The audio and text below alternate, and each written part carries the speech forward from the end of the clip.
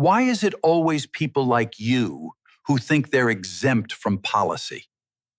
Maybe after this, everyone else will remember what happens when company standards are ignored. Gregory reached into his briefcase. The clippers came out buzzing. The clippers reached Francine's hairline. With one slow pass, he shaved a strip through her natural hair in front of the entire company. You should thank me. Most CEOs wouldn't bother correcting an employee personally. Francine remains perfectly still and let every second of it happen. I hope this was worth it, Mr. Gregory. What Gregory didn't know was that he had just crossed a line that would cost him far more than his reputation. Before continuing, comment where in the world you are watching from and make sure to subscribe, because tomorrow's story is one you can't miss. The elevator doors opened on the 40th floor, and Francine Warren stepped out like she owned the place. She did, but nobody here knew that yet. She wore a simple gray blazer and dark slacks, temp clothes, unremarkable clothes, clothes designed to make people look right past her. Her natural hair fell in a long, clean blowout past her shoulders. She carried a tote bag and a coffee from the lobby. She looked like exactly what she was supposed to look like, a 42-year-old administrative temp who needed the work. She was not that, but she was very good at being it. The Pinnacle Group offices spread out in front of her.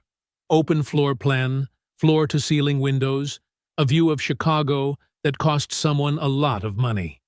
Glass offices lined the perimeter. The center was a grid of workstations filled mostly with women.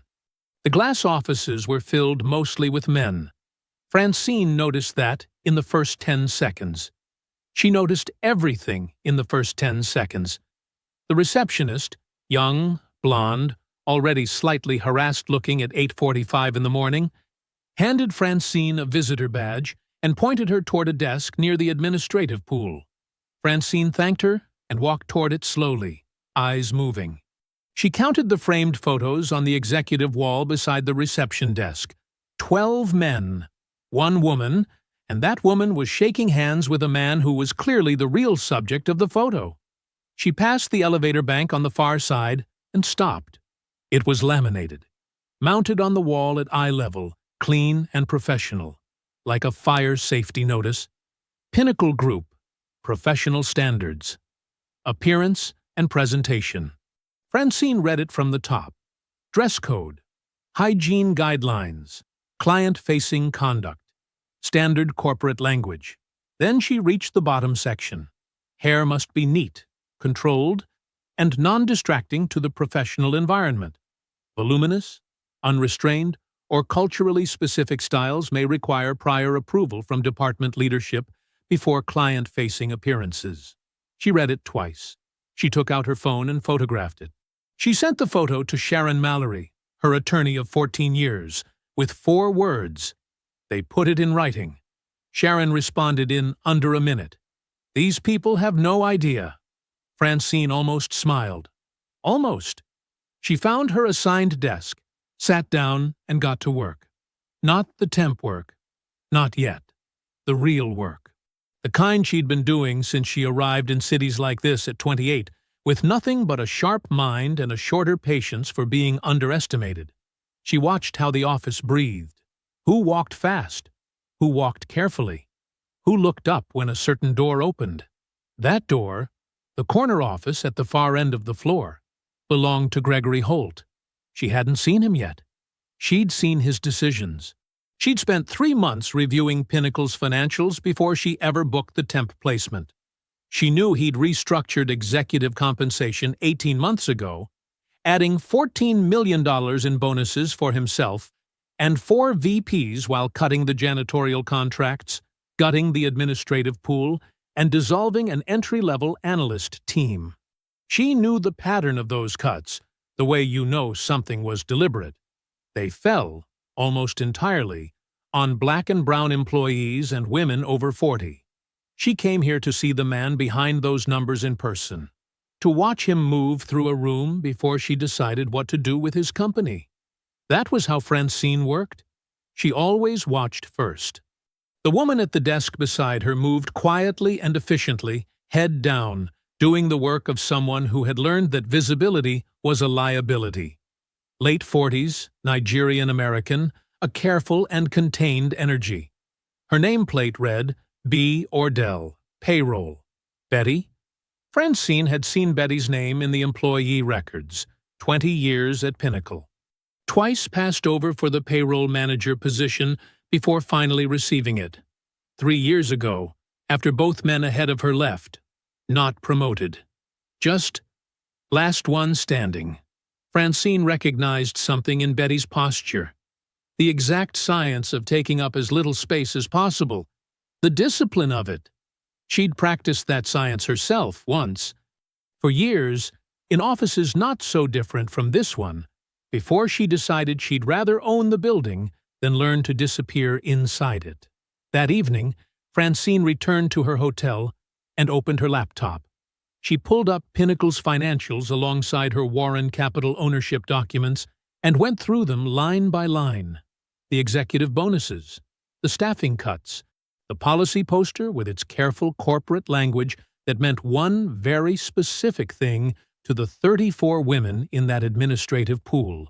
She closed the laptop. One more week, she told herself. Watch. Then move. She believed that when she said it. Wednesday morning came fast. Francine had spent Tuesday the same way she'd spent Monday, watching, learning, cataloging.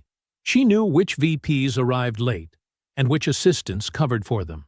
She knew the break room had 2 microwaves, but only one was allowed for the executive floor. She knew that Betty Ordell ate lunch alone at her desk every single day. She was ready for Wednesday. Gregory Holt called the all-hands meeting at 9 a.m. 63 employees filed into the main conference room, a wide, glass-walled space with a long mahogany table and enough chairs along the walls for the overflow. Francine took a seat near the front. Not to be seen, to see. Gregory walked in at 9:04. He was bigger than she'd expected. Broad-shouldered, silver at the temples. The kind of man who filled a room not just physically, but atmospherically. Like the air rearranged itself when he entered. He wore his suit the way certain men wear suits. Like armor. Like proof. He moved to the head of the table without acknowledging anyone, set down his folder, and looked out at the room with the easy confidence of someone who had never once doubted that every seat in the place existed for his benefit. Jonathan stood to his right, 26 years old and already practicing his father's posture. Chin up, shoulders back, a small smile that wasn't quite a smile, more like a placeholder for one. Gregory opened with financials. Numbers Francine already knew were selectively trimmed. He presented Pinnacle's quarter as a success story, crediting leadership vision 4 times in 8 minutes. He did not credit the administrative staff who processed the paperwork or the analysts who built the reports. Francine watched 3 women along the wall write things down dutifully and wondered if any of them had stopped expecting to be acknowledged. Then came the vision statement. Gregory spoke about Pinnacle's future with the conviction of a man who believed his own mythology completely. Francine had met men like this before. The danger with them wasn't their cruelty, it was their certainty. They never thought they were doing anything wrong. They thought they were doing everything right. The room was nodding. The room had learned to nod. Then Gregory looked at her.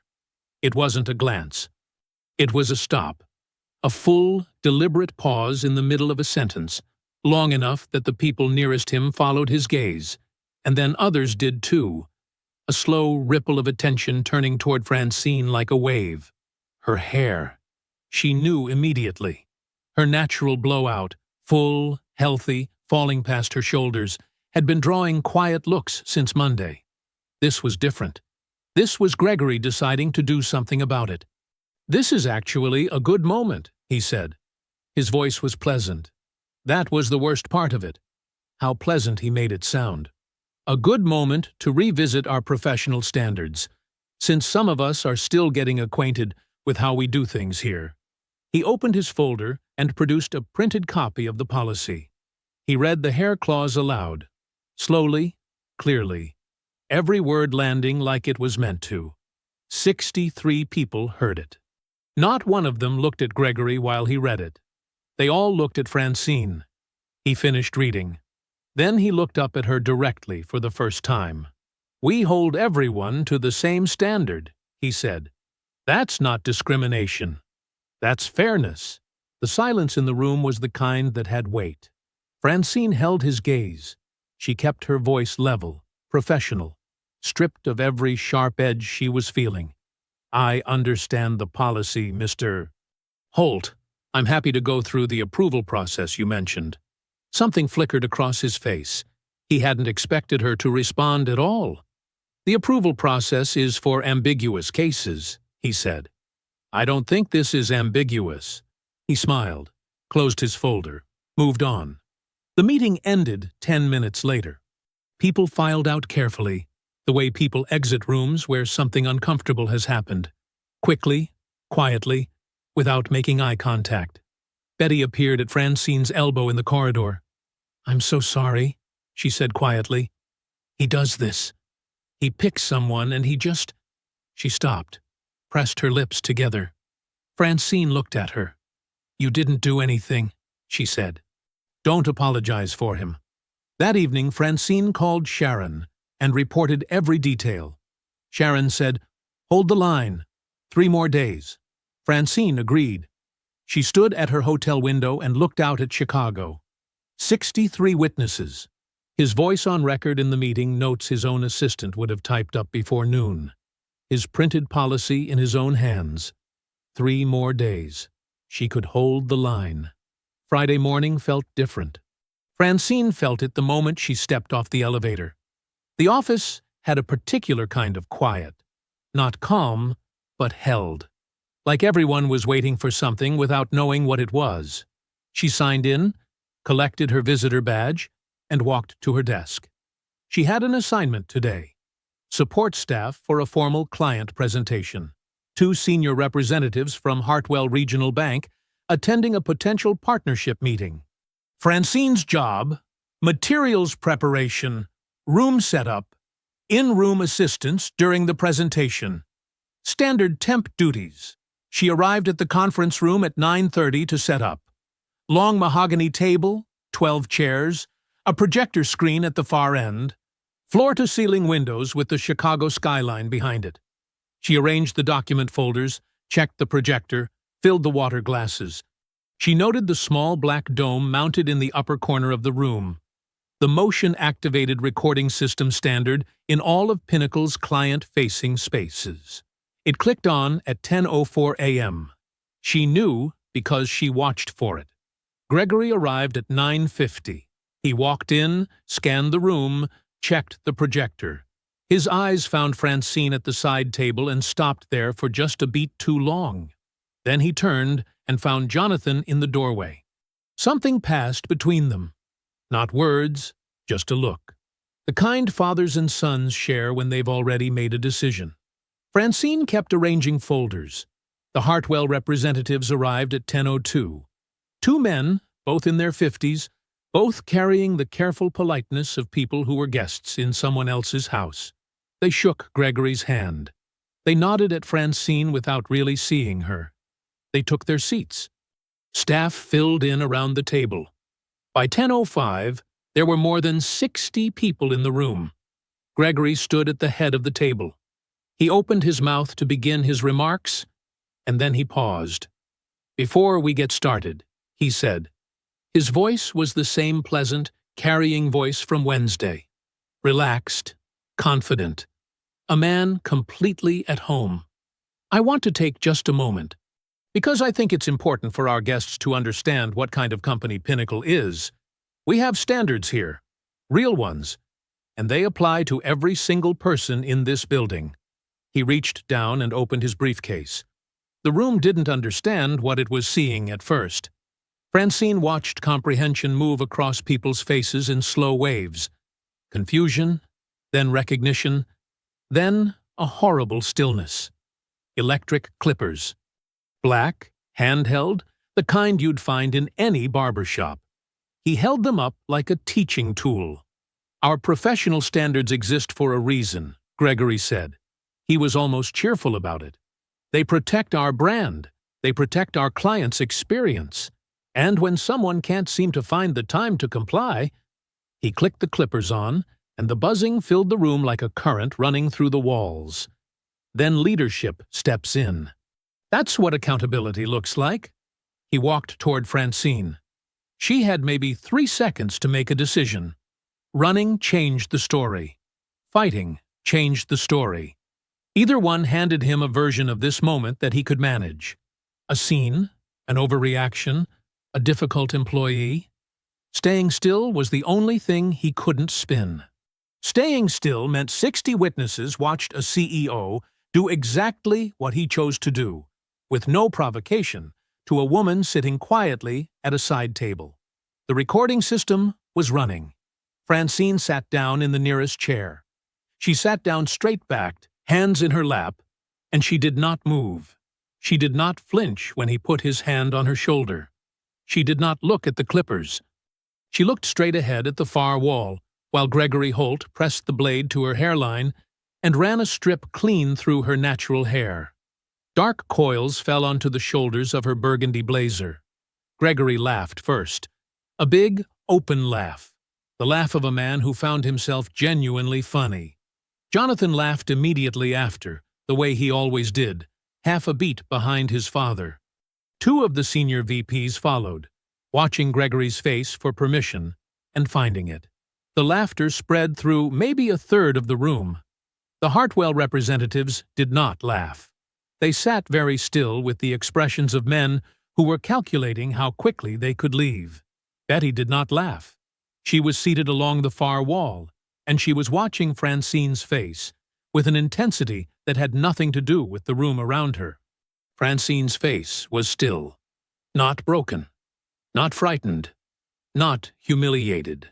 Still, the way a person is still when they are already 3 moves ahead of everyone in the room. The presentation continued. The Hartwell men left 40 minutes later with careful, uncomfortable politeness, the kind you use when you've witnessed something you're not sure how to name. Francine stood, smoothed her blazer, and walked to the elevator. Betty followed without being asked. The restroom door closed behind them. Betty was already talking before the latch caught. Words coming fast and compressed, like they'd been building pressure for years, and the door closing was the only trigger they needed. "He does this," she said. "Not always with clippers, but he does this." Last year it was Sandra from accounting. He made her stand in front of the whole floor and read the dress code out loud because her skirt was an inch too short. The year before that, he told Jonathan to reassign Donna's entire client list while she was on leave, just because she pushed back on his budget numbers. HR does nothing because HR is Grace, and Grace is his family, and his family doesn't bite the hand that… Betty. Betty stopped. Francine was standing at the sink, looking at her own reflection in the mirror. The shaved strip was stark and clean, a pale line cutting straight through her natural hair, visible from 3 feet away. She raised one hand and touched the edge of it. Just once. Then she lowered her hand. "You don't need to apologize for him," Francine said. Her voice was quiet, completely level. "You didn't do anything." "I sat there," Betty said. The guilt in her voice was old and heavy. "Not just from today. I've been sitting there for 20 years. Francine turned from the mirror and looked at Betty directly. She reached into her purse. She set a business card on the counter between them. Not the temp card. Not Francine Morgan, administrative support. The other one. The real one. Betty picked it up. She read it once. Read it again. Her lips moved slightly on the second pass. Francine Warren, Managing Director, Warren Capital Holding Group. The room was very quiet. Warren Capital, Francine said, owns the parent company of Pinnacle Group. Has owned it for 6 years. I hold 80% of the voting shares. She paused, letting that number settle. Gregory Holt's salary, his bonus structure, his employment contract, his corner office, his name on that building directory downstairs, every single bit of it exists because I have chosen until now, to let it exist. Betty put both hands flat on the counter, like she needed something solid. The conference room we were just in, Francine continued, has a motion-activated recording system. It runs automatically during all client-facing meetings. Standard Pinnacle protocol. Gregory implemented it himself 3 years ago to protect the company during client disputes. She almost smiled at that. It has been running since 10:04 this morning. Everything that happened in that room is recorded. Gregory, citing the policy by name. His exact words. Every second of what he did. 63 witnesses and 2 external bank representatives. Betty was staring at her. I came to Pinnacle because my financial reports showed something wrong, Francine said. $14 million in executive bonuses, while the support staff got cut. The cuts fell in a pattern that wasn't accidental. I needed to see the man behind those numbers before I decided what to do. So I came in the way I always come in when I need the truth. Quietly. From the bottom. Where people show you who they really are. She picked the business card up from the counter and put it back in her purse. I had one more week planned, she said. A board meeting. A clean governance review. A controlled process. She looked at Betty steadily.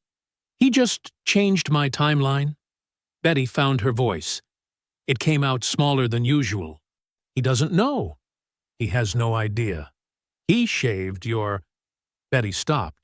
Started again. He did that to you, and he has no idea who you are. He knew exactly who he thought I was, Francine said. That's the whole point. Betty stood up straight for the first time since they'd walked in. Something was shifting behind her eyes. The weight of 20 years of careful smallness meeting something it hadn't encountered before. A way out. Not just for Francine. Maybe for all of them. There's something in the payroll system, Betty said. Her voice was different now. Steadier. Something I found 8 months ago. I didn't know what to do with it. I didn't know who to trust. She paused. I need to show you. Not here. Francine studied her for a moment. Tonight, she said. Text me when you're clear of the building. Betty nodded. She picked up her bag. She looked at Francine one more time. This woman she'd sat 30 feet from for 4 days without knowing. This woman who had sat still in that chair while the room laughed. And something in Betty's face settled into a quiet, certain resolve. She walked out. Francine turned back to the mirror. She looked at the shaved strip one more time. 1 more week had been the plan. The plan had just changed. The coffee shop was 2 blocks from Pinnacle. Francine picked it deliberately. Far enough from the building that no one from the office would wander in. Close enough that Betty wouldn't have to travel far after a day like today. She got there first, took a corner table with her back to the wall, and ordered black coffee she didn't plan to drink. Betty arrived at 6:15, still in her work clothes, laptop bag over her shoulder. She looked smaller outside the office somehow. Like the building had been the only thing holding her upright, and now she was having to do it herself. She sat down across from Francine and put her laptop on the table without preamble. I found it 8 months ago, Betty said quietly, opening the laptop. I almost missed it. It's designed to be missed. She pulled up the payroll system through remote access and navigated 3 levels below the standard interface, past the regular accounts, past the department breakdowns, into a sublayer that had no label except a vendor code. 6 digits. Francine leaned forward. That vendor code, Betty said, doesn't correspond to any active vendor. I checked every contract on file. It doesn't exist. She opened the account. Francine looked at the numbers. She looked at them for a long time without speaking. 4 years of payroll records. Every female administrative employee, all 34 of them, paid from a rate table that ran exactly 23% below the equivalent male rate for identical job classifications. The gap wasn't random. It was consistent. The same percentage, every pay period, for 4 years. The differential was processed as a compensation adjustment and routed through the ghost vendor account, so it never surfaced in any standard payroll report. You would never find it unless you were looking for it, and you would never look for it unless something small and wrong had already caught your eye. "How did you find it?" Francine asked. "Margaret," Betty said. "She's been here 11 years. Same job title as David Piers, who's been here 4. I was processing their quarterly figures, and the gap was too clean, too exact. It didn't look like a mistake." She paused. "Mistakes are messy. This was neat." Francine sat back. 34 women, 4 years. She did the math in her head before Betty pulled up the total. $812,000. Stolen in small, careful increments from women who came to work every day and never knew. Women who paid their rent and their groceries and their children's school fees out of a number that had been deliberately, systematically trimmed. Not by accident, not by oversight, by design. "Betty," Francine said, "has anyone else seen this?" "No." "You're certain?" "I'm the only one who runs payroll reconciliation." Betty closed the account and looked at Francine. "I didn't know what to do with it. I thought about HR, but HR is Grace. I thought about going outside. Labor board, maybe. But I had no proof I hadn't made an error. No one to stand behind me." Her voice dropped. "I was scared." Francine's phone buzzed. She looked at the screen. An email notification. Sender: Grace Holt, HR Director. Recipient: Betty Ordell. Subject: Employment Status Update. Francine turned the phone so Betty could see it. Betty read the subject line. Her face didn't collapse. It did something quieter and more devastating than that. It went very still. She opened it. "Dear Ms. Ordell, please be advised that your employment with Pinnacle Group will be concluded effective Sunday at close of business. This decision reflects a performance assessment conducted by department leadership. Your final paycheck will be processed according to standard procedure. Please return your access credentials by end of day Friday." 20 years. A Friday evening email. Performance grounds. Betty set the phone down on the table. She didn't speak. Francine was already calling Sharon. Sharon picked up on the second ring. Francine gave her 45 seconds of information. Betty's termination, the sub-account, the $812,000, the 48-hour window. Sharon asked 2 questions. Francine answered both. Sharon said, "The operational freeze goes out tonight. Midnight at the latest. Her termination is suspended pending Warren Capital compliance review. He cannot touch her." Francine ended the call and looked at Betty. "Your termination is suspended," she said. "You still have a job Monday morning." Betty looked up. Her eyes were wet, but her jaw was set. "He found out," she said. "It wasn't a question. About you. Or about me. Or both." "It doesn't matter which," Francine said. She closed the laptop gently and slid it back across the table. He just made the biggest mistake of his career. She left 2 20s on the table for the untouched coffees and stood up. "Go home. Get some rest. And, Betty," she waited until Betty met her eyes, "don't touch the payroll system again tonight." She walked out into the Chicago evening and called Sharon back immediately. "Move everything up," she said. "We start Monday." Saturday morning arrived cold and gray. Grace Holt got to her office at 7:15. She always came in Saturdays, a habit she'd developed to stay ahead of the week. She made coffee, opened her laptop, and found the Warren Capital letter sitting in her inbox like a stone dropped in still water. She read it twice. Then she printed it and walked down the hall to Gregory's office to wait. He arrived at 8:15. He saw Grace's face before he saw the letter. He took it from her hand, read it standing in his doorway, and called his outside counsel before he'd even sat down. The call lasted 11 minutes. When it ended, Gregory set his phone on his desk with the careful, deliberate movement of a man keeping his temper on a short leash. The freeze was legitimate, binding. He could not touch Betty Ordell's employment status until Warren Capital's compliance review concluded. His own attorney had just told him so. "Find out who they are," he said to Jonathan, who had appeared in the doorway sometime during the phone call. Warren Capital. I want a name. I want to know why they moved now, and who gave them a reason to. Jonathan nodded. He had his phone out before he left the room. By noon, he'd hired an outside research firm. Francine knew the clock was running. She gave herself 36 hours, maybe less, before Jonathan's firm connected Warren Capital to Francine Warren to Francine Morgan, sitting 30 feet from his father's office, which meant Saturday was not a rest day. Saturday was evidence day. She spent the morning back at Pinnacle. Not as a temp. The weekend skeleton staff didn't question someone with a valid access badge moving quietly through the building. Conducting the conversations she hadn't had time for during the week. Careful conversations, casual on the surface. She was just getting to know her colleagues. Just being friendly. What she found built slowly in her chest, like pressure looking for a release valve. She found Carla first. Carla Scadler was 55, a senior accountant who had been at Pinnacle for 14 years. She had a desk covered in family photos and a manner that was warm and precise in equal measure.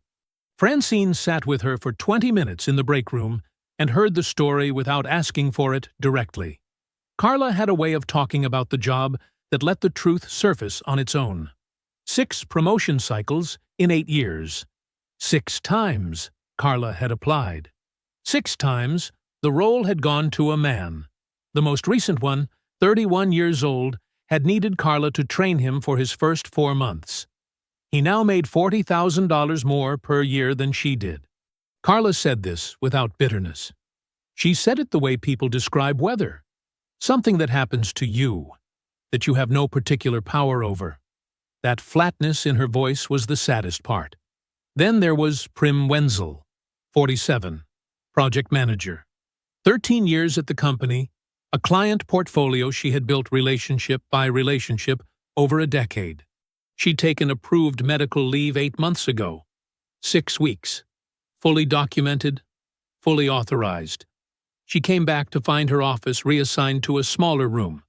Her client accounts transferred to a 29-year-old male colleague, and her title unchanged, so the demotion didn't technically exist on paper.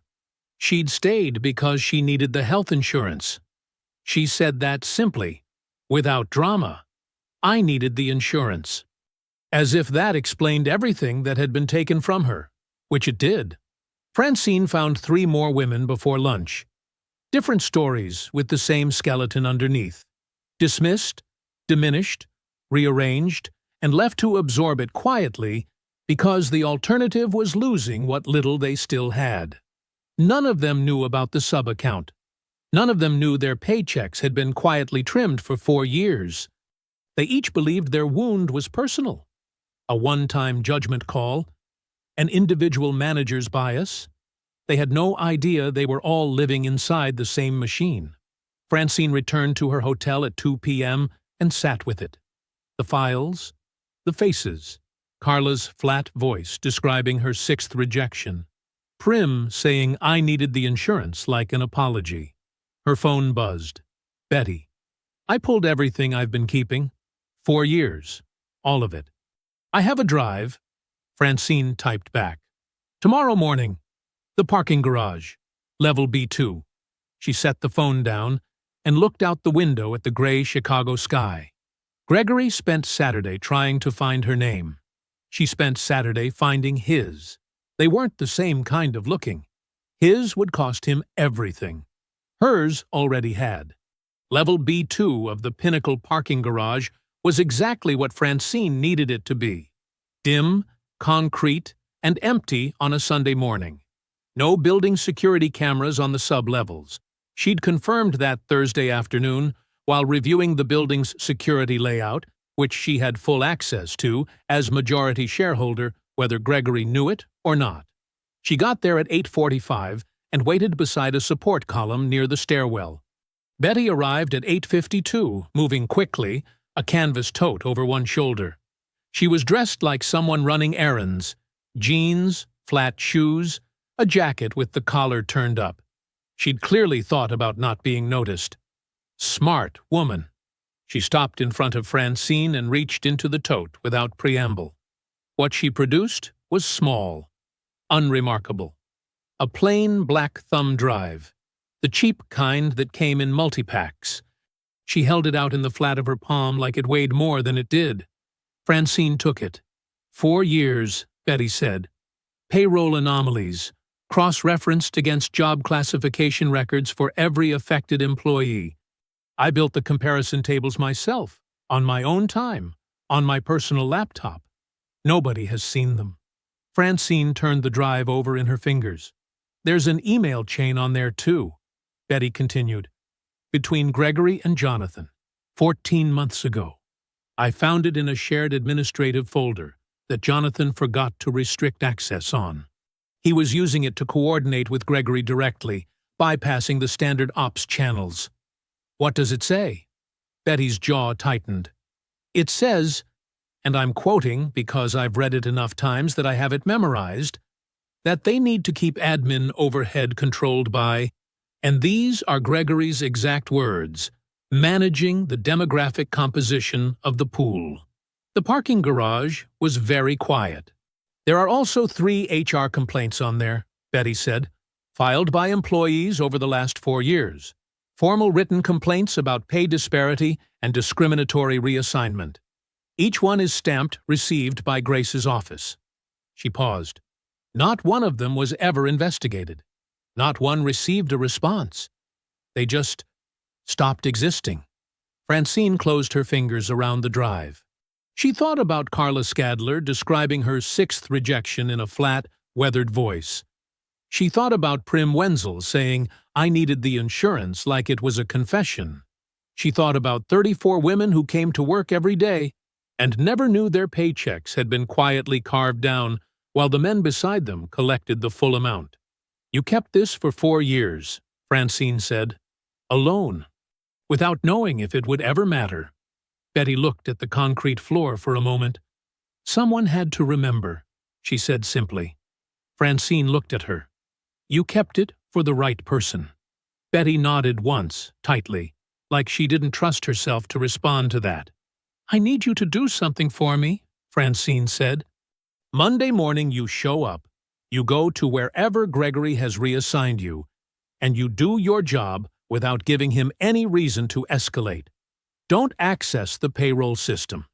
Don't discuss this with anyone. Don't let him see that anything has changed. He's going to know something is wrong. He already knows something is wrong. That's why he put you in the basement.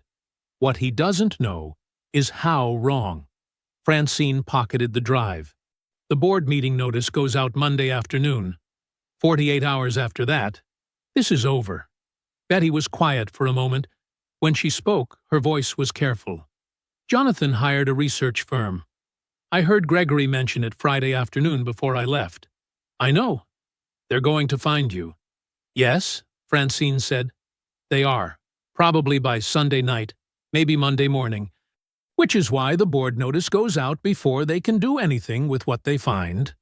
She looked at Betty steadily. 36 hours. That's all we need. Betty pulled her jacket tighter against the garage cold. She looked at the drive-shaped outline in Francine's pocket. 4 years of her own careful, quiet, frightened work, now in someone else's hands. The right hands, she had decided. She had to have decided that. Or she wouldn't be standing in a parking garage on a Sunday morning handing over the only leverage she had. What happens to me, Betty said. When this is over, what happens to the people who work there? Francine held her gaze. That depends on what I find when I'm running the company, she said. But I can tell you this, the people who kept their heads down and did their jobs and got treated like they were nothing. She paused. They're the whole reason I'm here. Betty walked back to the stairwell. Francine waited until her footsteps faded, then took out her phone and called Sharon. Start the board notice, she said. We move tomorrow. Monday arrived like a held breath finally released. Francine got to Pinnacle at 8:30, same as always. Same gray blazer, same tote bag, same visitor badge from the same slightly harassed receptionist. She walked to her desk, sat down, and opened the temp work assignment on her computer like it was any other Monday. She was the stillest person in the building. The office felt different, though, tighter. The weekend had done something to the atmosphere, wound it up another notch. People moved a little faster, spoke a little quieter, kept their eyes on their own work with the focused attention of employees who had learned that visibility was dangerous right now. Betty wasn't at her desk. Francine noticed that immediately. Betty's workstation, 30 feet away, slightly to the left, always occupied by 8:15, was empty. Laptop gone. Personal items gone. The small framed photo of Betty's daughter that lived beside her monitor, gone. Francine kept her face neutral and her eyes moving. At 9:05, she saw Betty emerge from the stairwell door at the far end of the floor. Betty was carrying a small cardboard box, the kind people carry when they've been told to clear out a space quickly. She walked with her head up and her jaw set, but her eyes were moving the way eyes move when someone is working very hard not to look at the floor. She didn't come back to her workstation. She went straight to the elevator, and the doors closed behind her. Francine understood immediately. She pulled out her personal phone under the desk and texted, "Where are you?" The response came 3 minutes later. Basement. Records storage. B1. They cut my system access. Francine read the text twice. Then she set the phone face down on the desk and looked at her computer screen without seeing it. He couldn't fire Betty. The operational freeze made that impossible. So he'd done the next best thing.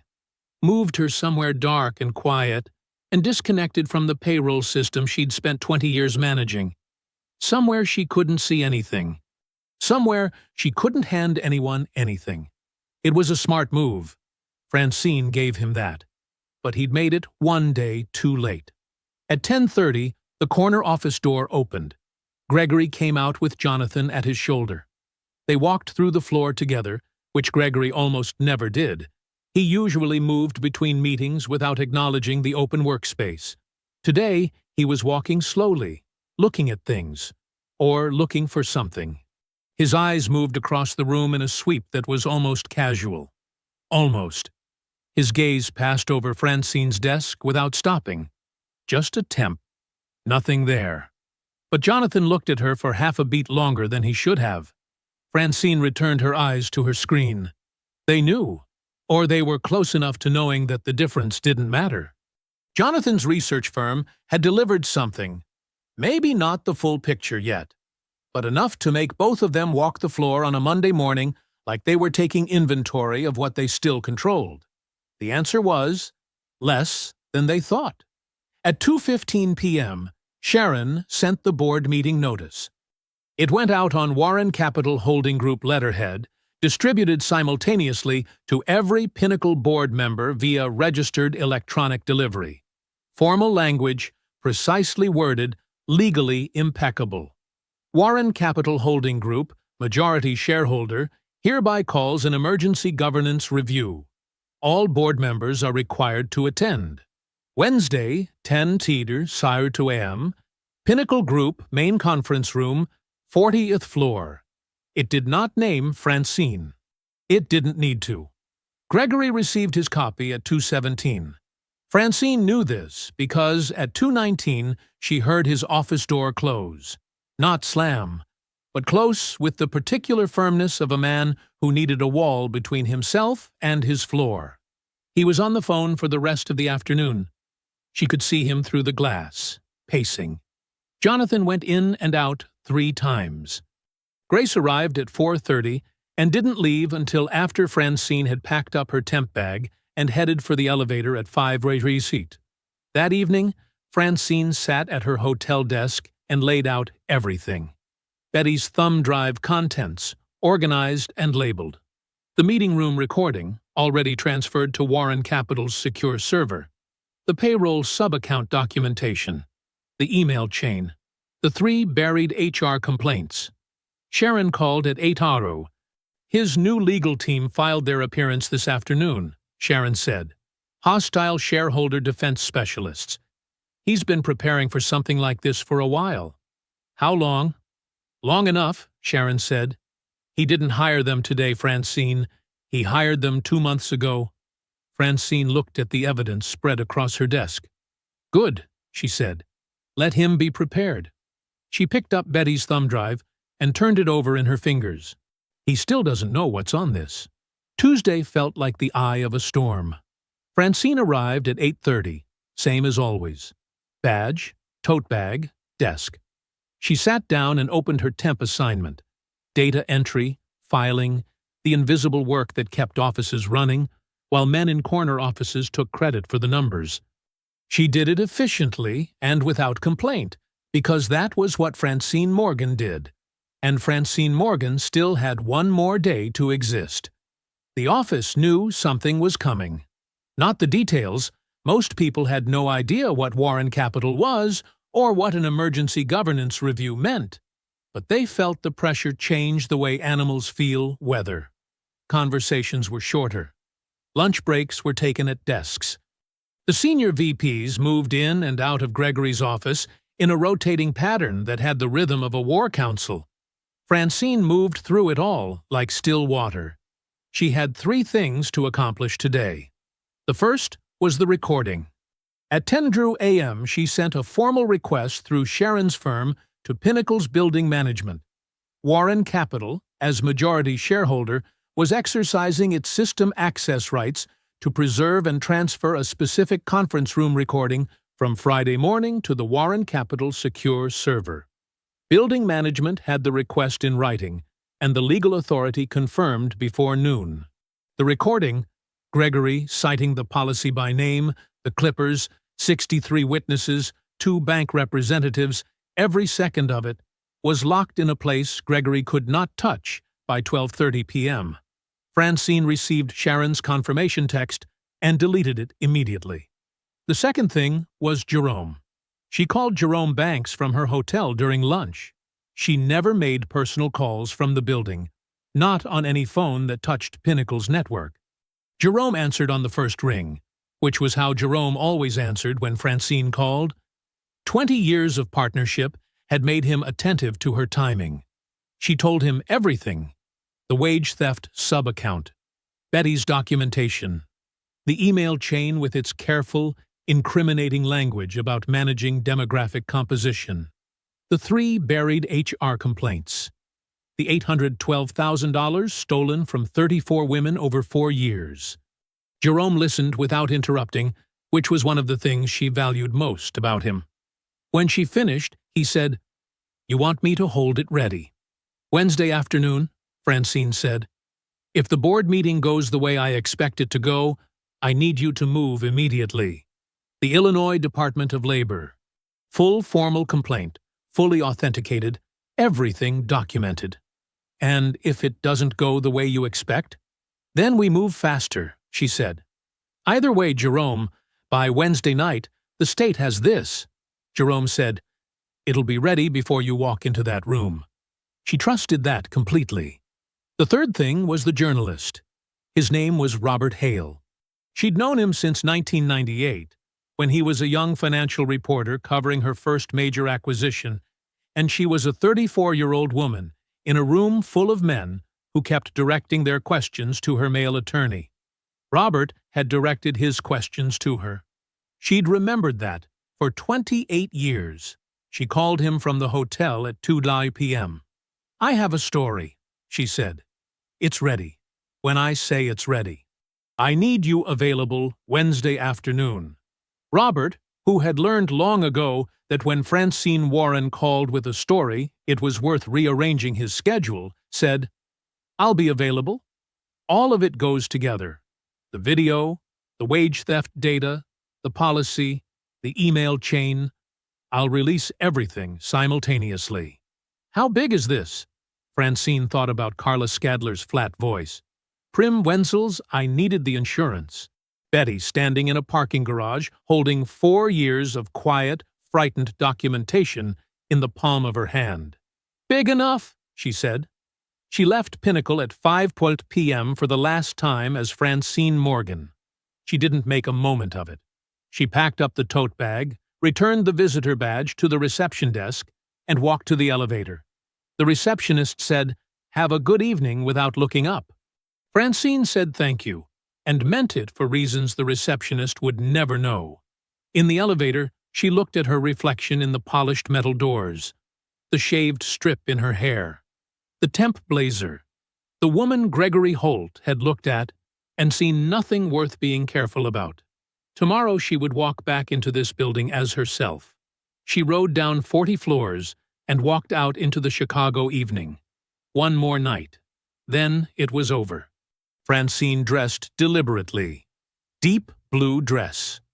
Her own shoes, not the flat, forgettable temp shoes, but the ones she wore when she walked into rooms that needed to understand immediately what they were dealing with.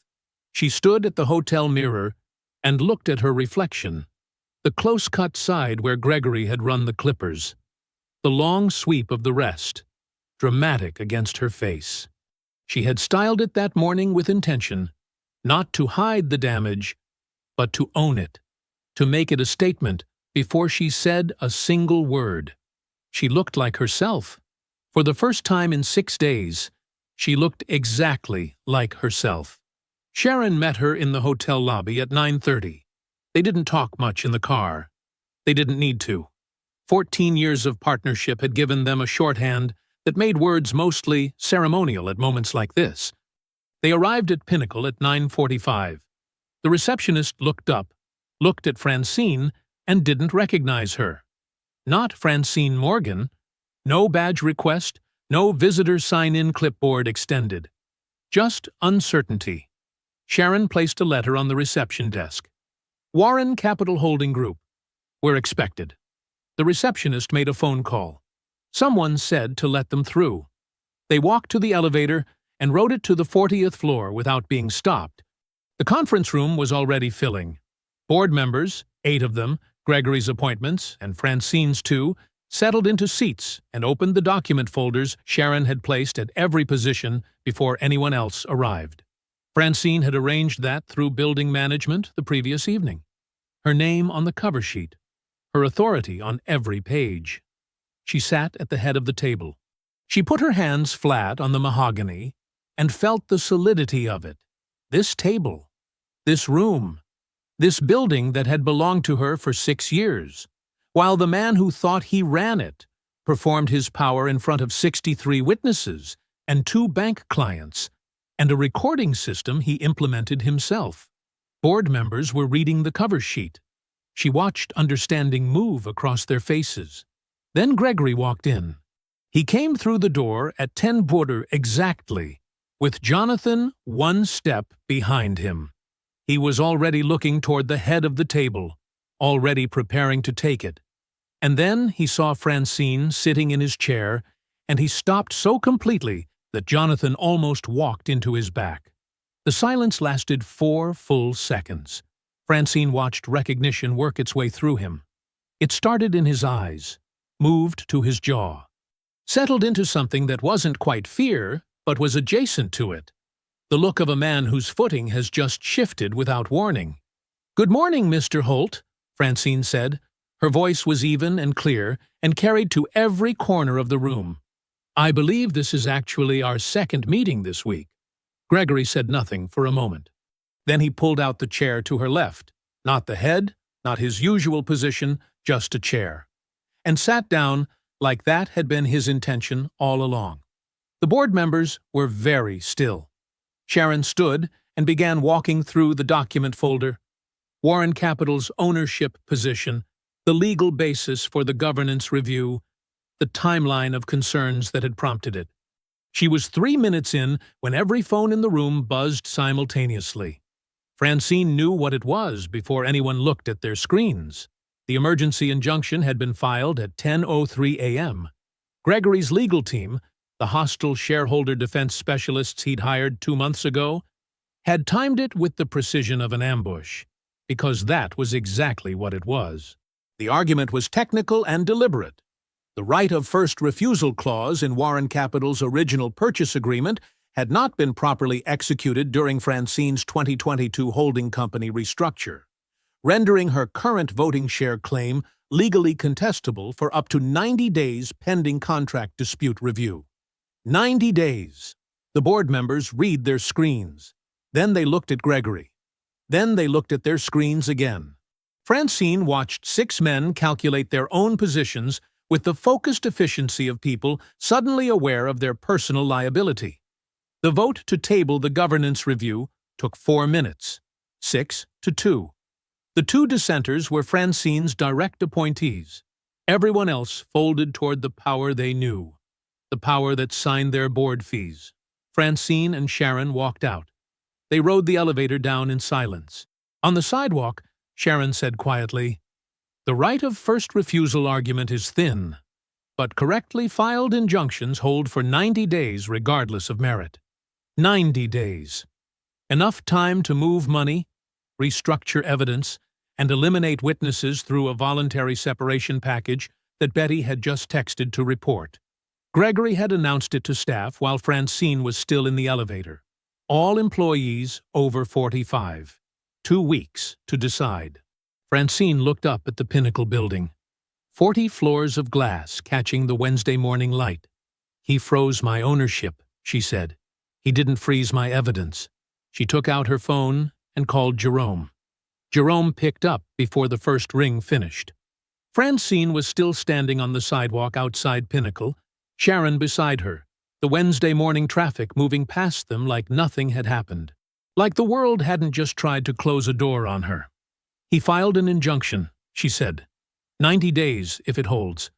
He's also announced a voluntary separation package targeting everyone over 45. 2 weeks to decide. He's trying to clear the witnesses before anyone can depose them. Jerome was quiet for exactly 2 seconds. "Where are you?" "Outside the building." "Go back to the hotel," he said. "I'll call you in an hour." She didn't go back to the hotel. She walked. Chicago in the morning, cold and bright. The lake wind coming off the water with the particular indifference of a city that had seen everything and was impressed by none of it. Sharon walked beside her without speaking, which was exactly right. Francine was thinking about the injunction.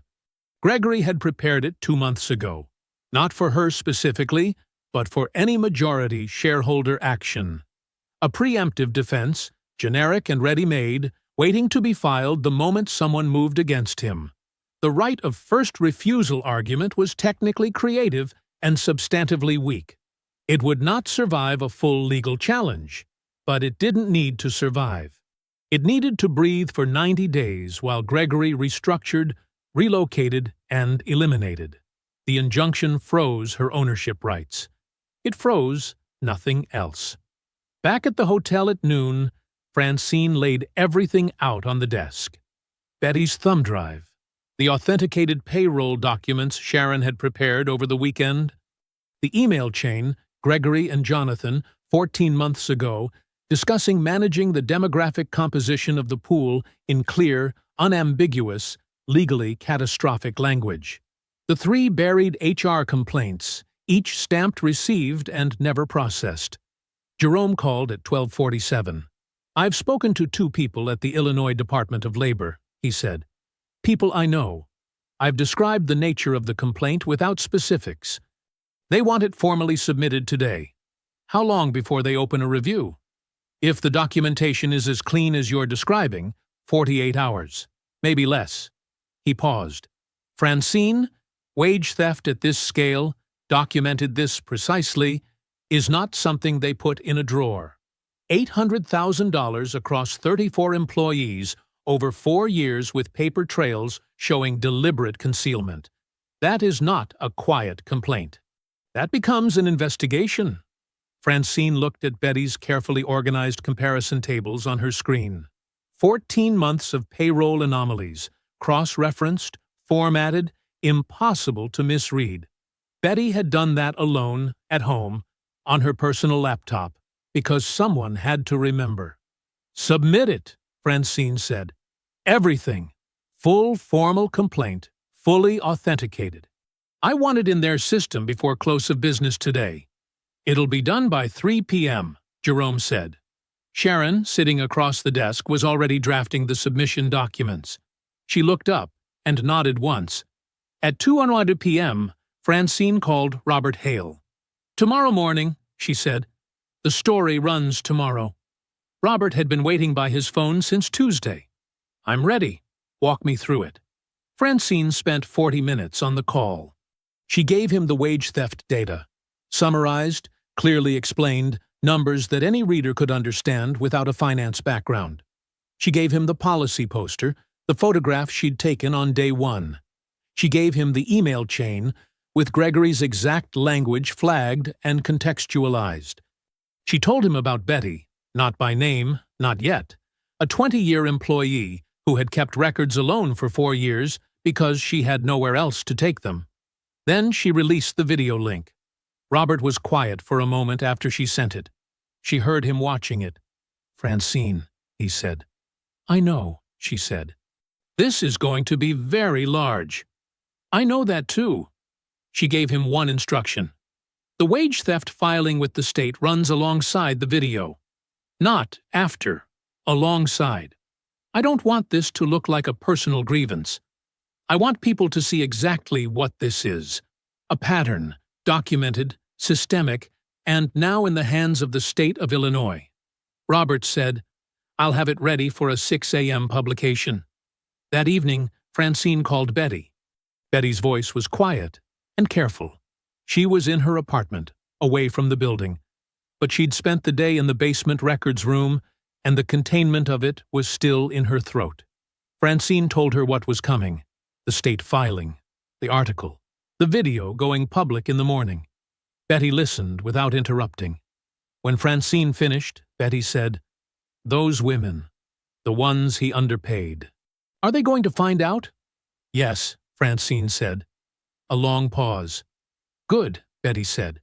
"They deserve to know what was taken from them." Francine looked at the hotel window, the city going dark outside. "Get some sleep," she said. "Tomorrow changes everything."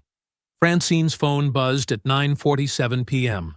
She was sitting at the hotel desk reviewing the state filing documents Sharon had finalized that afternoon, cross-checking every figure, every date, every reference against Betty's original records.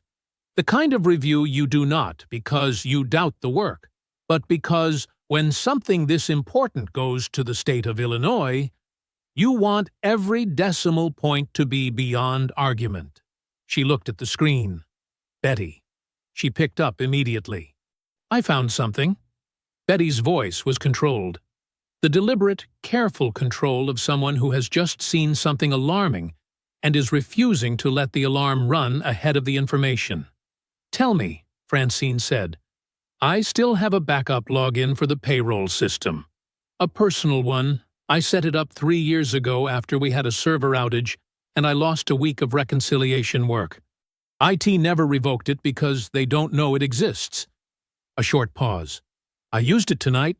I went back in." Francine was already sitting straight. 3 days ago," Betty said, 2 days after your board meeting notice went out, someone moved money. $2.3 million from Pinnacle's operating account, transferred to an LLC called Gregory's name, but registered in his wife's name. The hotel room was very quiet. "It has no corresponding business record," Betty continued. "No board approval, no documented purpose, no vendor contract, no service agreement, nothing. It processes in the system as a standard transfer, but there is no paperwork behind it anywhere." Francine stood up from the desk and walked to the window. $2.3 million. Moved 3 days ago. The timing was not coincidental. It never was with men like Gregory. The moment Warren Capital's board meeting notice landed in his inbox, he had started moving assets, not panicking, planning. The way a man plans when he has done something wrong and has enough experience to know that preparation is the only thing standing between him and consequences. "Betty," Francine said, "I need you to secure those screenshots right now. 3 separate locations. Your personal email, a cloud backup, and forwarded directly to Sharon. Do all 3 before you do anything else." She heard keyboard sounds immediately. Betty was already moving. "Done," Betty said 2 minutes later. "All 3. Close the backup login, and don't use it again. Already closed. Francine walked back to the desk and called Sharon.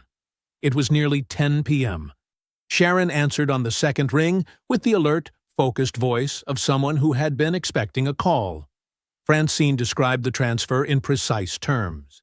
The amount, the timing, the destination, LLC, the absence of any supporting documentation. When she finished, Sharon was quiet for 3 seconds. The kind of quiet that meant she was thinking very fast. "That's not aggressive accounting," Sharon said. "That's not a gray area. That's embezzlement." "Yes." "Francine, this changes everything. His injunction protects his corporate position from your shareholder challenge. It protects absolutely nothing from a criminal inquiry." "I know. If this goes to the state attorney—" "It needs to go to the state attorney," Francine said. "But not tonight. Tonight, I want you to hold it. We use it as leverage first. If Gregory takes the exit I'm going to offer him, the state investigation proceeds independently, and we don't need to be the ones who escalate it. If he doesn't take it—" She paused. "Then Jerome makes a phone call, and Gregory finds out what it feels like when the state of Illinois decides to look very closely at your bank records." Sharon said, "Understood. I'll have the documentation ready to move in either direction." Francine ended the call and stood in the center of the hotel room. She thought about what it meant. That Gregory had moved that money 3 days ago. That he had sat across from her in that boardroom, filed his injunction, watched her walk out onto the sidewalk, and believed he was winning.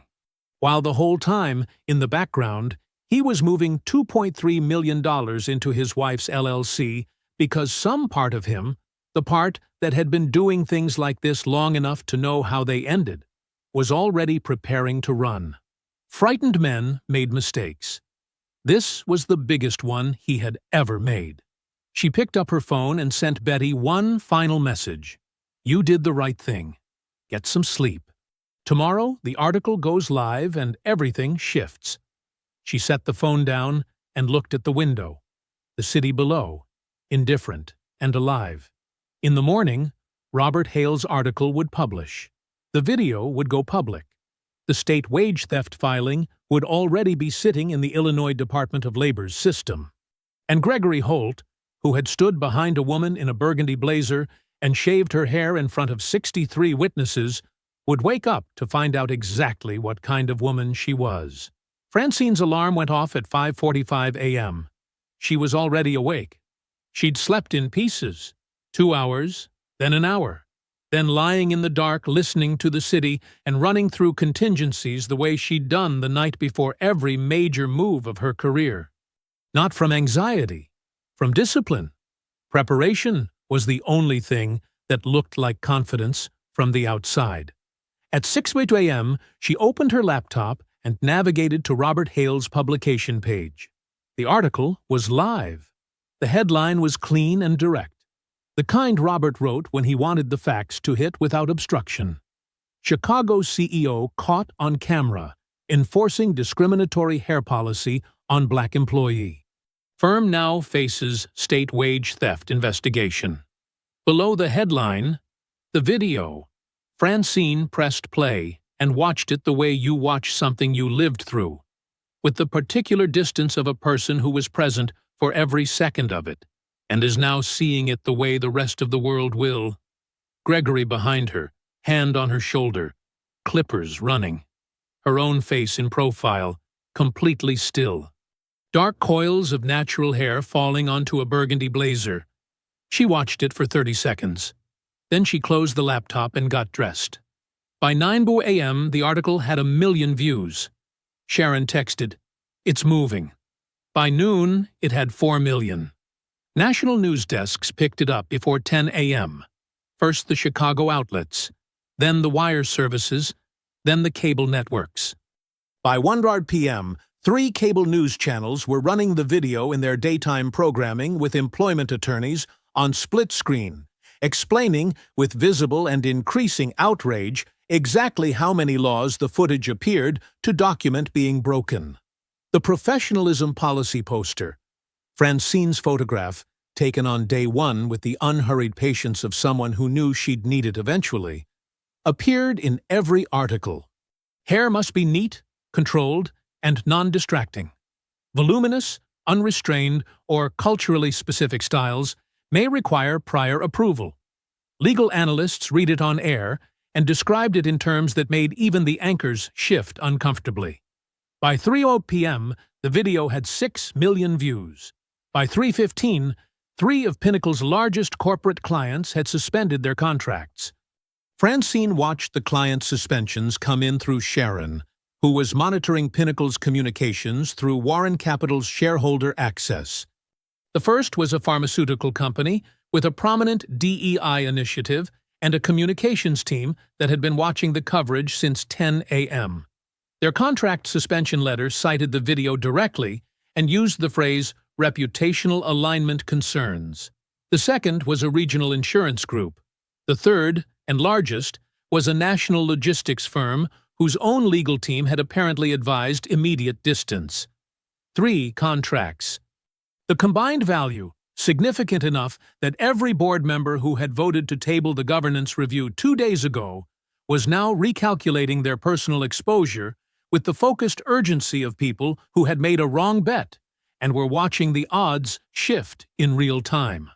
At 2:30 p.m., Gregory issued a statement. Francine read it on her phone. It was 4 paragraphs of carefully constructed corporate language that accomplished nothing. He called the video misleading.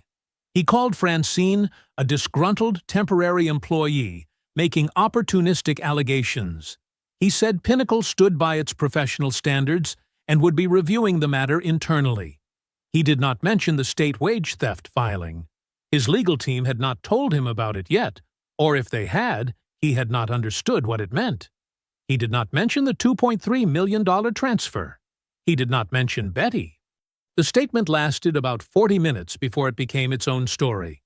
Journalists pulling it apart sentence by sentence, pointing out that calling a majority shareholder a disgruntled temp was either an extraordinary strategic error or evidence that Gregory Holt genuinely had no idea who Francine Warren was until sometime in the last 72 hours. Both things, Francine reflected, were true. At 4:00 p.m., Sharon called. 2 board members have contacted my firm independently, she said.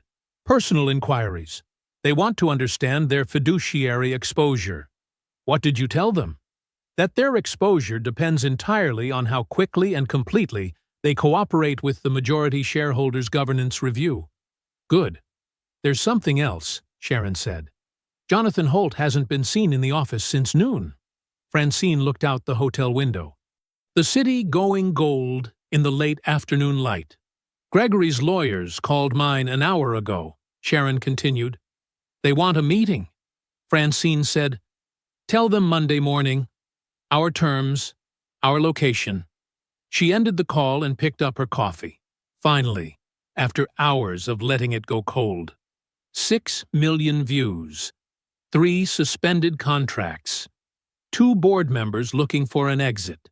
And Gregory Holt, who had stood in a boardroom 4 days ago with absolute certainty that he was untouchable, was about to find out what it felt like when the ground disappeared. Monday morning arrived with the clean, certain energy of something that had already been decided. Francine dressed the same way she had dressed the previous Wednesday. Deep blue dress, her own shoes, the style in her hair that transformed Gregory's damage into something deliberate and striking. But this Monday felt different from last Wednesday. Last Wednesday, she had walked into that boardroom carrying hope and preparation. This Monday, she walked in carrying something heavier and more reliable than both. Evidence. Momentum. And the knowledge that Gregory Holt had spent the weekend watching his company bleed out in real time and had run out of moves. She met Sharon in the hotel lobby at 8:30. His lawyers called again this morning, Sharon said as they walked to the car. Early. 6:52 a.m. Nervous, Francine said. Desperate, Sharon said, which was more precise. They took a conference room at Sharon's firm, Neutral Ground, which was the only kind Francine was willing to offer. She was not walking back into Pinnacle's building for a negotiation.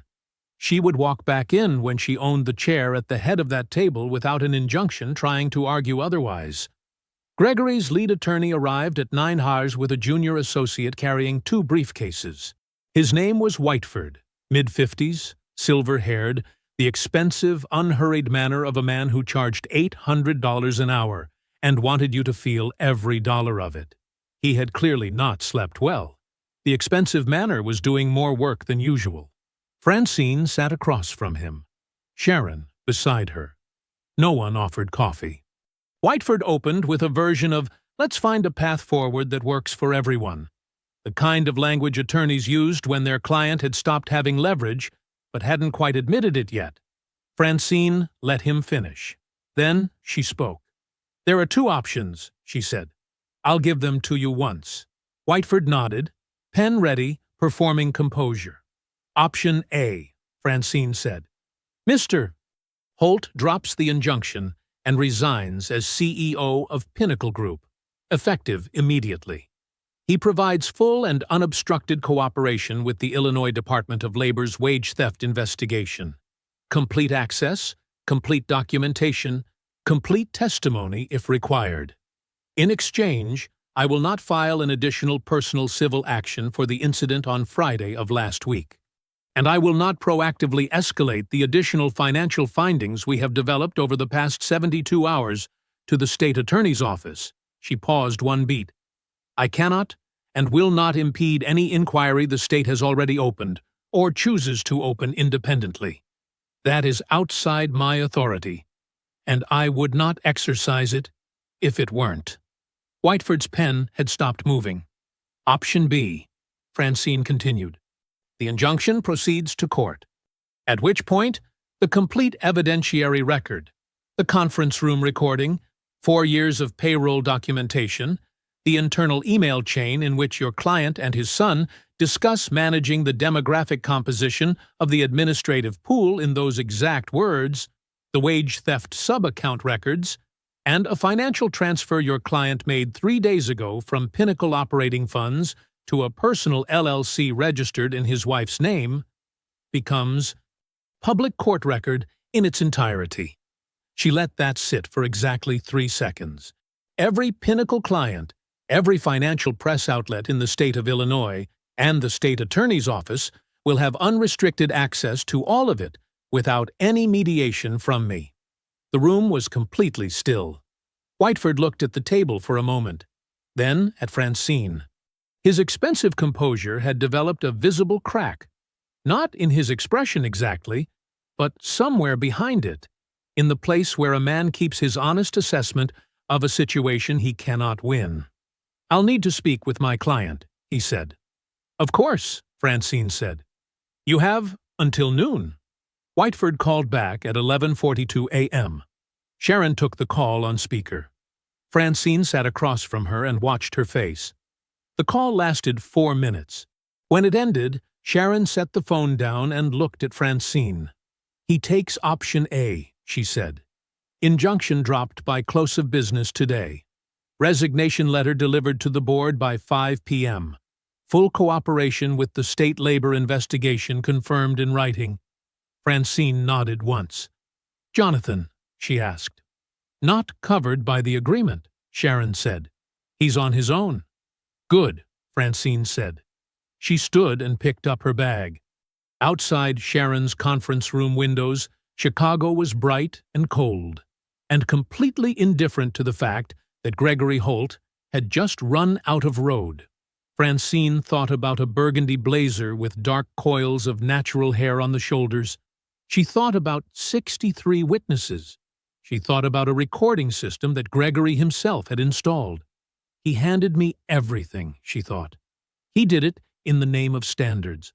"Call the board," she said to Sharon. "I want to be in that room by 3 o'clock." The boardroom looked different from the head of the table. Francine had noticed that on Wednesday, how the room changed depending on where you sat in it. From the side, along the wall where Betty had watched everything, it was a room where things happened to you. From the chair at the head, it was a room where you decided what happened next. Francine sat in that chair at 3 p.m. and put her hands flat on the mahogany and felt the solidity of it beneath her palms. 8 board members filed in. No Gregory, no Jonathan. Grace was not a board member and therefore not present, which meant she was somewhere in the building still, unaware that the ground had already shifted beneath her feet. The board members sat down. They were cooperative in the particular way of people who had spent the weekend watching 3 client contracts evaporate and 2 colleagues contact personal attorneys. Not repentant. Francine didn't need repentance. She needed compliance, and compliance was exactly what 6 men who had voted to table her governance review 3 days ago were now prepared to offer with both hands. Sharon walked them through the resignation letter. Gregory Holt, CEO of Pinnacle Group, effective immediately. The injunction dropped. The state labor investigation unobstructed. The vote to install Francine as interim CEO took less than 4 minutes. Unanimous.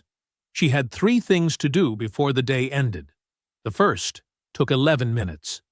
She called Betty from the boardroom, still seated at the head of the table, board members present, and told her the voluntary separation package was nullified, effective immediately. Every employee over 45 retained their position. Every termination from the preceding 2 years was flagged for wrongful termination review. Betty would receive formal documentation within the hour. Betty said nothing for a moment. Then, all of them? All of them, Francine said. She heard Betty exhale, a long, slow release, like something that had been compressed for a very long time, finally finding space to expand. The second thing took 20 minutes and required Sharon to be present as witness. Jonathan Holt, terminated for cause, effective immediately. The termination letter cited specific policy violations, the email chain in which he had used the phrase managing the demographic composition of the pool, and his direct role in Betty Ordell's retaliatory basement reassignment. The letter was written to survive any legal challenge Jonathan chose to bring. Francine had made certain of that. Grace Holt, terminated for cause, effective immediately. Her letter cited her role in the 3 buried HR complaints, the Betty Ordell termination attempt, and her documented failure to conduct any investigation into formal employee grievances over a 4-year period. Both letters were delivered by Sharon's associate before 4:30 p.m. The professionalism policy poster, the laminated notice Francine had photographed on her very first morning, the one that had required pre-approval for natural black hairstyles, the one Gregory had cited by name in a conference room with 63 witnesses, was removed from every floor by the facilities team before lunch was over. Nobody asked Francine if it should be done.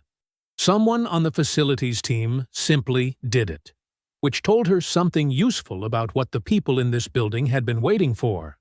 The third thing was the one that mattered most. She called Betty into the office at 5:00 p.m.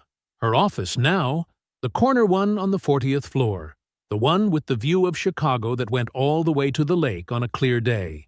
She had not yet moved anything in it. Gregory's things were still on the shelves. That was fine. She wouldn't be keeping them long.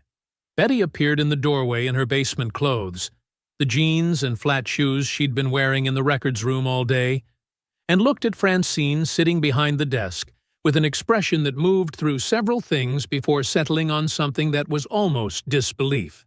"Sit down," Francine said. Betty sat. Francine told her about the wage audit. Every female employee's compensation reviewed against equivalent male roles. All underpayments remediated with back pay plus interest. Total remediation, $1.1 million. 34 women who had come to work every day and been quietly robbed of what they had earned would receive checks within 30 days. Betty's eyes went bright. She pressed her lips together. "There's one more thing," Francine said. She slid a single sheet of paper across the desk. "Director of Employee Relations. New position. Created this afternoon. Full authority over the wage remediation program, the wrongful termination review, and the development of new employment standards for this company going forward. She paused. The salary is on the second line.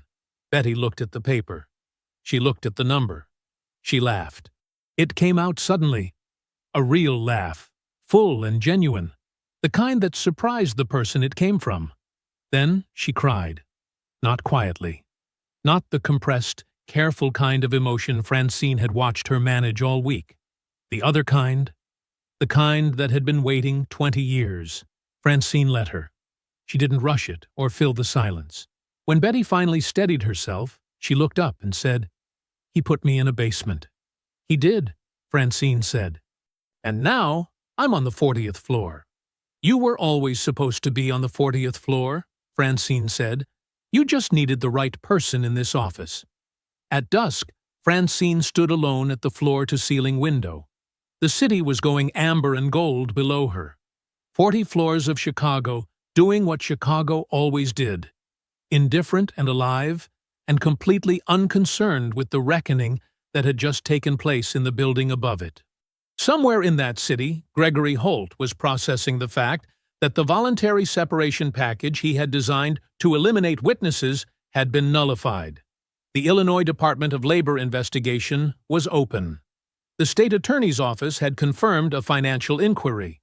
3 civil discrimination lawsuits, filed by women Francine had spoken to during her undercover week, had been announced by close of business, supported by Francine's legal team, pro bono, without restriction. His face had been on the evening news at 5:30 beneath a chyron that said everything it needed to say. Francine looked at her reflection in the window glass, the close-cut side where Gregory had run the clippers, the long, dramatic sweep of the rest. She had been asked twice in the past 2 days whether she was going to fix it, restore the symmetry, take it back to what it was before. She had decided to keep it exactly as it was, because every time she looked at it, she would remember. He stood behind her with his clippers and his policy and his audience of yes-men, and he believed, completely, without question, that he was taking something from her, that the hair was the power, that making her smaller in front of 63 people would make him larger. He gave her the video, he gave her the witnesses, he gave her a recorded, documented, formally cited invocation of his own discriminatory policy, performed in front of 2 external clients, preserved by a system he installed himself, in a building that belonged to her. She raised one hand and touched the close-cut side. He thought he was enforcing his standards, she thought. He was signing his confession. She turned from the window, picked up her phone, and got back to work. If you enjoyed the story, leave a like to support my channel, and subscribe so that you do not miss out on the next one.